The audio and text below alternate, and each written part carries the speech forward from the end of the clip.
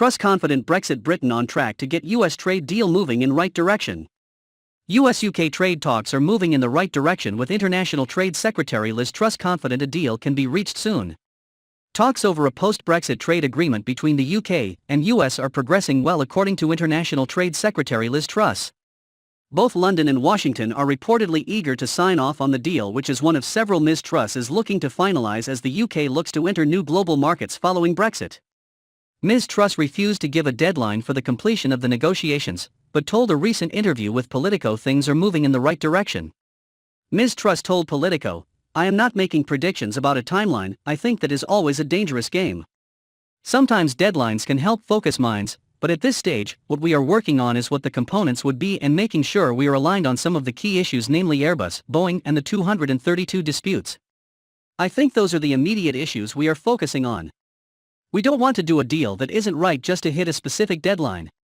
The International Trade Secretary added, "However, I do think there is a strategic and economic interest in both countries for doing a deal. And I am confident that things are moving in the right direction."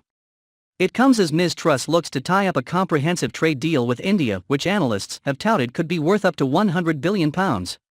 The Trade Secretary told The Telegraph, "We want a deal that goes further than that, particularly in areas like digital and data, and legal services. Some people say it can't be done, but the fact is Japan has a free trade agreement with India that they struck back in 2011. She added, "We want a deal that goes further than that, particularly in areas like digital and data, and legal services is very important for the UK. We're looking for an interim agreement next year." Australia offers another avenue to a lucrative post-Brexit trade deal, and Ms Truss recently defended moves to open the UK market to tariff-free Australian meat products. She told LBC on Monday, "What the Australian deal does is it opens the doors to the wider Asian-Pacific region where prices are higher for products like beef and lamb, so this is an overall opportunity."